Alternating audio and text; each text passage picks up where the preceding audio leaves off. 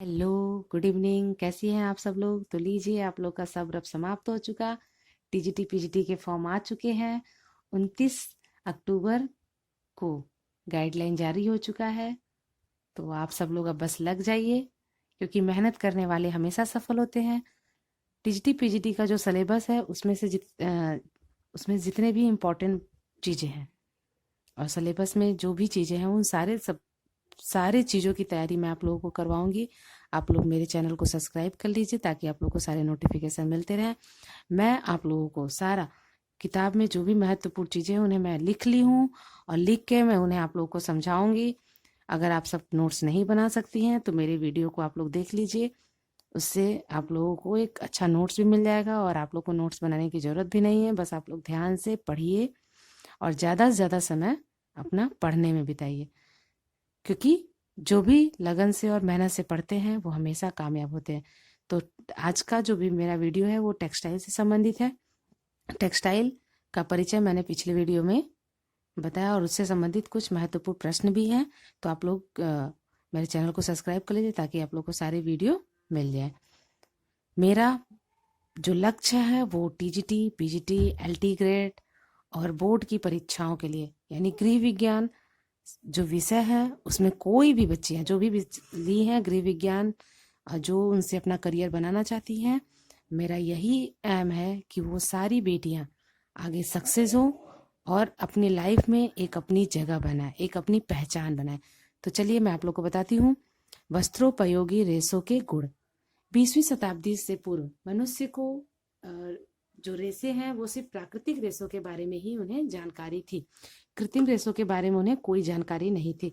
तो प्राकृतिक रेशों में कपास, लिनन, जूट, हेम्स, कापोक, ऊन, रेशम, ये सारे जो रेशे थे वो प्राकृतिक रेशे थे। लेकिन वो सारे रेशे मजबूत, टिकाऊ और कोमल, सुंदर एवं आकर्षक वस्त्र उससे बनाए जाते थे। लेकिन 20वीं शताब्दी में वस्त्र निर्माण के क्षेत्र में एक नई क्रांति आई। मानव ने बिना रेशों के उपयोग किए रासायनिक पदार्थों का उपयोग करके ऐसे सुंदर, आकर्षक, कोमल, चिकने, टिकाऊ एवं मजबूत वस्त्रों का निर्माण किया जो एकदम आसानी से और सहजता से उपलब्ध हो गया। और वो सस्ते भी थे, क्योंकि जो प्राकृतिक रेशे थे वो बहुत ही आसानी से नहीं मिलते थे और बहुत महंगे होते थे। लेकिन जो मानवकृत रेशे थे वो सस्ते भी और आसानी से भी उपलब्ध हो गए और वो प्राकृतिक रेशे से ज्यादा मात्रा में लोगों को मिलने लगे। जो मानवकृत रेशे थे वो उसमें प्राकृतिक रेशों की उपस्थिति की कोई अनिवार्यता नहीं है। देखिए, इसमें से कुछ प्रश्न बन सकते हैं, जैसे मानवकृत रेशों का निर्माण किस शताब्दी से प्रारंभ हुआ? तो 20वीं शताब्दी। ठीक। अधिक लंबाई वाले रेशे को क्या कहा जाता है? फिलामेंट। और कम या छोटे रेशे वालों को स्टेपल रेशे कहते हैं। ये बिल्कुल बहुत ही इंपॉर्टेंट है, इन्हें आप लोग नोट कर लीजिए। जो अधिक लंबाई वाले रेशे होते हैं उन्हें फिलामेंट कहते हैं और जो छोटे रेशे वाले होते हैं उन्हें स्टेपल रेशे कहते हैं। और इसकी लंबाई कितनी होती है? आधा इंच, यानी 1/2 से भी कम। कुछ रेशों के यहाँ नाम है और उनकी लंबाई प्रश्न में भी कभी कभी ऐसे पूछ लेते हैं, एग्जाम में आपके पूछ सकते हैं। कपास की लंबाई, लिनन की लंबाई। तो कपास की जो लंबाई है वो 1/2 इंच से 1/2 इंच यानी आधे इंच से 2.5 इंच। लिनन 12 इंच से 20 इंच। ऊन 1 इंच से 18 इंच। सिल्क 1200 फीट से 4000 फीट। मानवकृत रेशे जैसे rayon, polyester, nylon, terrycot, terylene, acrilan आदि, ये सारे जो रेशे हैं वो मानवकृत रेशे हैं और इनका संगठन जो है वो रासायनिक संगठन एवं संरचनाएं जो होती है इनकी वो भिन्न भिन्न होती है। रेयान के रेशे में अधिक आर्द्रता और शोषण क्षमता होती है। नायलॉन व पॉलिस्टर के रेशे में यह क्षमता बिल्कुल कम होती है। रेयान के रेशे में अधिक आर्द्रता, यानी जैसे कि जल का अवशोषण, ये सब उसमें उसकी आर्द्रता जो होती है वो ज्यादा होती है। पर नायलॉन और पॉलिस्टर में यह क्षमता बिल्कुल कम होती है। और इससे संबंधित कुछ मैं महत्वपूर्ण प्रश्न भी आप लोग को बताने जा रही हूँ। प्रश्न देखिए, नंबर 1 क्या है? मानवकृत रेशों का निर्माण कब हुआ? तो मानवकृत रेशों का निर्माण कब हुआ? 20वीं शताब्दी में। वस्त्रोत्पादक हेतु रेशों में पर्याप्त मजबूती से तात्पर्य है। रेशों में खिंचाव तनाव को सहने की क्षमता। ऐसे रेशे जिन्हें खींचने पर वो बिल्कुल टूटे ना, यानी उसमें सहने की क्षमता हो, ऐसे रेशे क्या कहलाते हैं? मजबूत रेशे कहलाते हैं। तीसरा प्रश्न है, तनाव सामर्थ्य कहलाता है। रेशों के द्वारा दबाव एवं झटके को सहने की क्षमता, धागों द्वारा दबाव एवं झटकों को सहने की क्षमता, ये इसकी सार्थकता कहलाती है। चौथा प्रश्न है, बंधन क्षमता का अर्थ। बंधन क्षमता का अर्थ क्या है? रेशों को आपस में सटने का गुण। जो रेशों के आपस में सटने का गुण होता है वही क्या कहलाता है? बंधन क्षमता। पांचवा है, प्रत्यास्थता का अर्थ। प्रत्यास्थता का अर्थ किससे है? रेशों द्वारा। छठा है, सबसे अधिक आर्द्रता और शोषण का गुण होता है रेयॉन में। किसमें होता है? रेयॉन में, यानी आर्द्रता और शोषण का गुण किसमें होता है? रेयॉन में। रेशों की ज्वलनशीलता की माप की जाती है समय से। आठवां और लास्ट क्वेश्चन है, छोटे रेशे को कहा जाता है स्टेपल। क्या कहा जाता है? स्टेपल। ऐसे ही मैं आप लोगों को और भी महत्वपूर्ण प्रश्न लेके आऊंगी। बस अपनी तैयारी करते रहिए, मन लगा के पढ़िए। बहुत कुछ नहीं है। अगर आपने कक्षा 6 से लेके कक्षा 12 तक गृह विज्ञान सही से पढ़ा है तो आपकी तैयारी बिल्कुल अच्छी है। अगर नहीं, किसी किसी का ऐसा है कि 6, 7, 8 या 9, 10 में वो गृह विज्ञान नहीं लिए हैं, आगे चल के ले लिए, तो मेरे वीडियो जो मेरा चैनल है इसमें मैं कक्षा 6 से लेके 12 तक की भी कुछ महत्वपूर्ण वीडियो डाली हूँ जो आप लोग के टीजीटी पीजीटी के एग्जाम में काम आ सकता है। तो आप लोग उन सारे वीडियो को भी ध्यान से देखिए। बस लगे रहिए, मेहनत करिए, और मेहनत करने वाले हमेशा सफल होते हैं। अगर वीडियो पसंद आए तो लाइक करिए, अपने फ्रेंडों में सब्सक्राइब। हेलो, गुड इवनिंग, कैसी हैं आप सब लोग? तो लीजिए, आप लोग का सब्र अब समाप्त हो चुका। टीजीटी पीजीटी के फॉर्म आ चुके हैं। 29 अक्टूबर को गाइडलाइन जारी हो चुका है। तो आप सब लोग अब बस लग जाइए, क्योंकि मेहनत करने वाले हमेशा सफल होते हैं। टीजीटी पीजीटी का जो सिलेबस है उसमें जितने भी इम्पोर्टेंट चीज़ें हैं और सिलेबस में जो भी चीज़ें हैं उन सारे चीज़ों की तैयारी मैं आप लोगों को करवाऊंगी। आप लोग मेरे चैनल को सब्सक्राइब कर लीजिए ताकि आप लोगों को सारे नोटिफिकेशन मिलते रहें। मैं आप लोगों को सारा किताब में जो भी महत्वपूर्ण चीज़ें हैं उन्हें मैं लिख ली हूँ और लिख के मैं उन्हें आप लोगों को समझाऊंगी।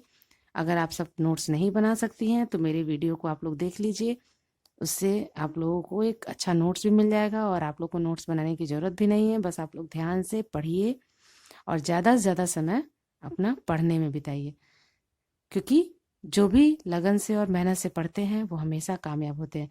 तो आज का जो भी मेरा वीडियो है वो टेक्सटाइल से संबंधित है। टेक्सटाइल का परिचय मैंने पिछले वीडियो में बताया और उससे संबंधित कुछ महत्वपूर्ण प्रश्न भी हैं। तो आप लोग मेरे चैनल को सब्सक्राइब कर लीजिए ताकि आप लोग को सारे वीडियो मिल जाए। मेरा जो लक्ष्य है वो टीजीटी पीजीटी एलटी ग्रेड और बोर्ड की परीक्षाओं के लिए, यानी गृह विज्ञान जो विषय है उसमें कोई भी बच्चियां जो भी ली हैं गृह विज्ञान, जो उनसे अपना करियर बनाना चाहती हैं, मेरा यही एम है कि वो सारी बेटियां आगे सक्सेस हो और अपनी लाइफ में एक अपनी जगह बनाए, एक अपनी पहचान बनाए। तो चलिए मैं आप लोग को बताती हूँ वस्त्रोपयोगी रेशों के गुण। 20वीं शताब्दी से पूर्व मनुष्य को जो रेशे हैं वो सिर्फ प्राकृतिक रेशों के बारे में ही उन्हें जानकारी थी। कृत्रिम रेशों के बारे में उन्हें कोई जानकारी नहीं थी। तो प्राकृतिक रेशों में कपास, लिनन, जूट, हेम्स, कापोक, ऊन, रेशम, ये सारे जो रेशे थे वो प्राकृतिक रेशे थे। लेकिन वो सारे रेशे मजबूत, टिकाऊ और कोमल, सुंदर एवं आकर्षक वस्त्र उससे बनाए जाते थे। लेकिन 20वीं शताब्दी में वस्त्र निर्माण के क्षेत्र में एक नई क्रांति आई। मानव ने बिना रेशों के उपयोग किए रासायनिक पदार्थों का उपयोग करके ऐसे सुंदर, आकर्षक, कोमल, चिकने, टिकाऊ एवं मजबूत वस्त्रों का निर्माण किया जो एकदम आसानी से और सहजता से उपलब्ध हो गया। और वो सस्ते भी थे, क्योंकि जो प्राकृतिक रेशे थे वो बहुत ही आसानी से नहीं मिलते थे और बहुत महंगे होते थे। लेकिन जो मानवकृत रेशे थे वो सस्ते भी और आसानी से भी उपलब्ध हो गए और वो प्राकृतिक रेसे से ज्यादा मात्रा में लोगों को मिलने लगे। जो मानवकृत रेसे थे वो उसमें प्राकृतिक रेसों की उपस्थिति की कोई अनिवार्यता नहीं है। देखिए, इसमें से कुछ प्रश्न बन सकते हैं, जैसे मानवकृत रेसों का निर्माण किस शताब्दी से प्रारंभ हुआ? तो 20वीं शताब्दी। ठीक। अधिक लंबाई वाले रेसे को क्या कहा जाता है? फिलामेंट। और कम या छोटे रेसे वालों को स्टेपल रेसे कहते हैं। ये बिल्कुल बहुत ही इंपॉर्टेंट है, इन्हें आप लोग नोट कर लीजिए। जो अधिक लंबाई वाले रेसे होते हैं उन्हें फिलामेंट कहते हैं, और जो छोटे रेसे वाले होते हैं उन्हें स्टेपल रेसे कहते हैं। और इसकी लंबाई कितनी होती है? आधा इंच, यानी 1/2 से भी कम। कुछ रेसों के यहाँ नाम है और उनकी लंबाई प्रश्न में भी कभी कभी ऐसे पूछ लेते हैं, एग्जाम में आपके पूछ सकते हैं। कपास की लंबाई, लिनन की लंबाई। तो कपास की जो लंबाई है वो 1/2 इंच से 1/2 इंच यानी आधे इंच से 2.5 इंच।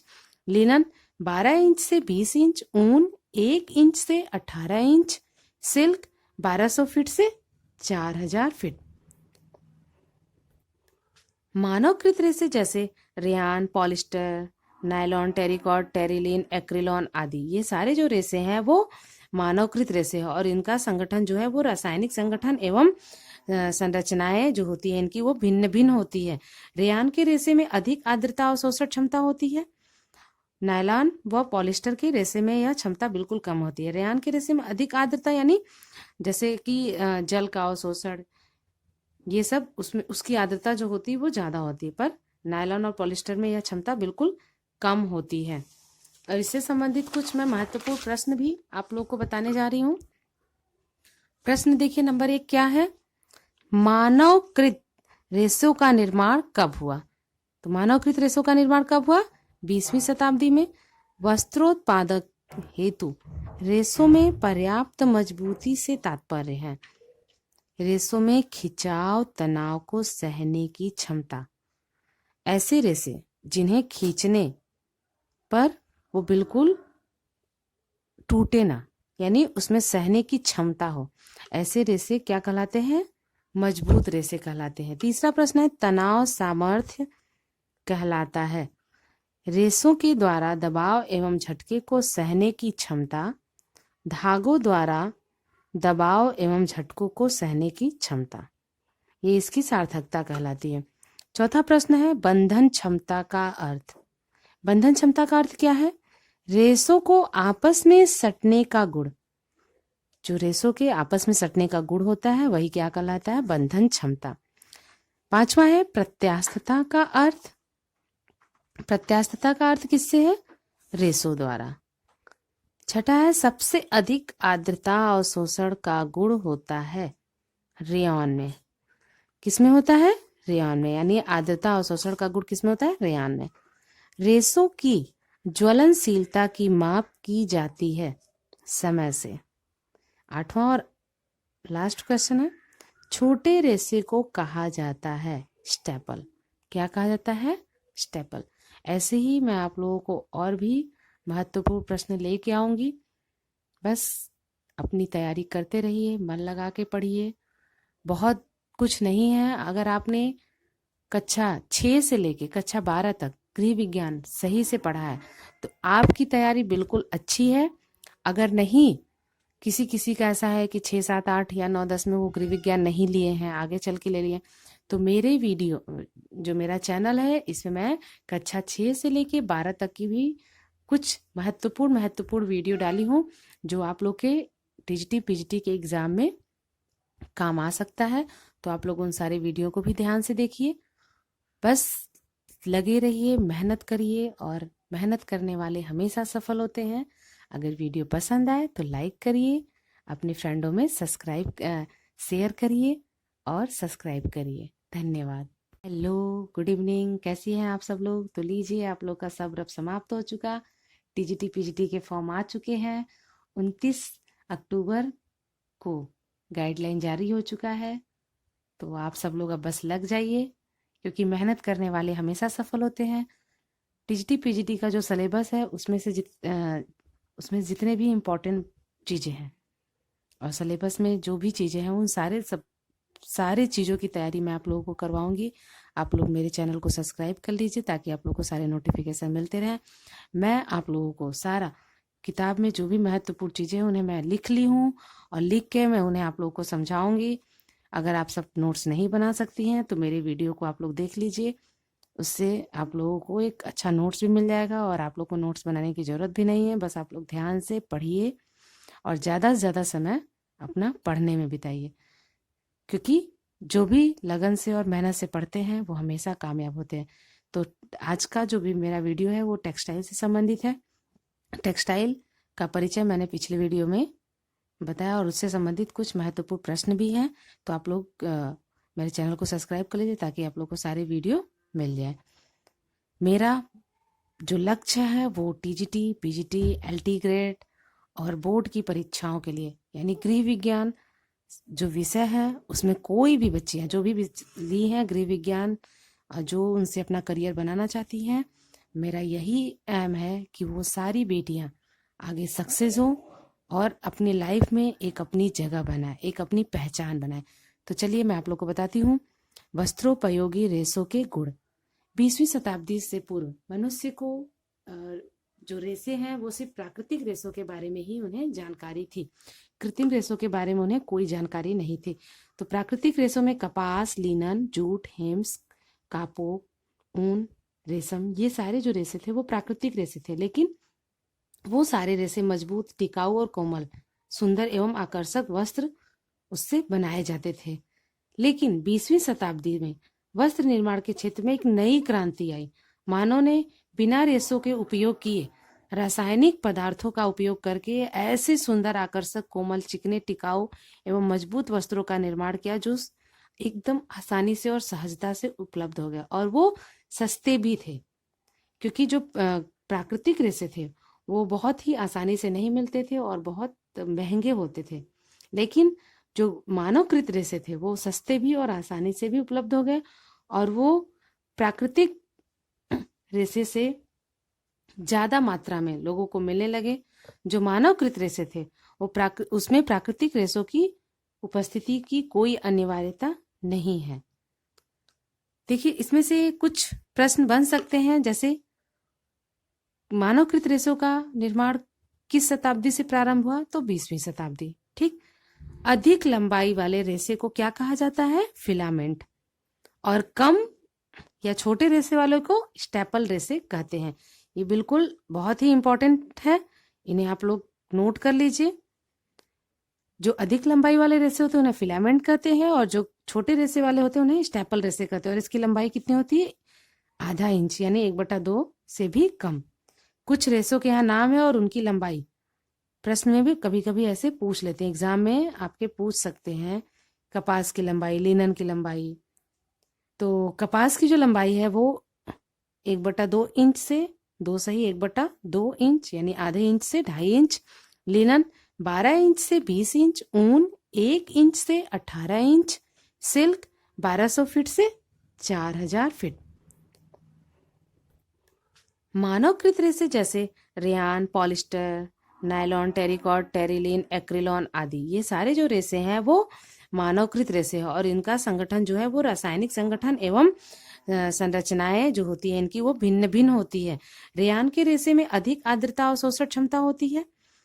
नायलॉन व पॉलिस्टर के रेशे में यह क्षमता बिल्कुल कम होती है। रेयान के रेशे में अधिक आर्द्रता, यानी जैसे कि जल का अवशोषण, ये सब उसमें उसकी आर्द्रता जो होती है वो ज्यादा होती है, पर नायलॉन और पॉलिस्टर में यह क्षमता बिल्कुल कम होती है। और इससे संबंधित कुछ मैं महत्वपूर्ण प्रश्न भी आप लोग को बताने जा रही हूँ। प्रश्न देखिए, नंबर 1 क्या है?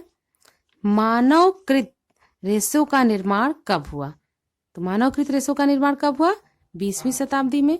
वस्त्रोत्पादक हेतु रेशों में पर्याप्त मजबूती से तात्पर्य है रेशों में खिंचाव, तनाव को सहने की क्षमता। ऐसे रेशे जिन्हें खींचने पर वो बिल्कुल टूटे ना, यानी उसमें सहने की क्षमता हो, ऐसे रेशे क्या कहलाते हैं? मजबूत रेशे कहलाते हैं। तीसरा प्रश्न है, तनाव सामर्थ्य कहलाता है रेशों के द्वारा दबाव एवं झटके को सहने की क्षमता। धागों द्वारा दबाव एवं झटकों को सहने की क्षमता, ये इसकी सार्थकता कहलाती है। चौथा प्रश्न है बंधन क्षमता का अर्थ। बंधन क्षमता का अर्थ क्या है?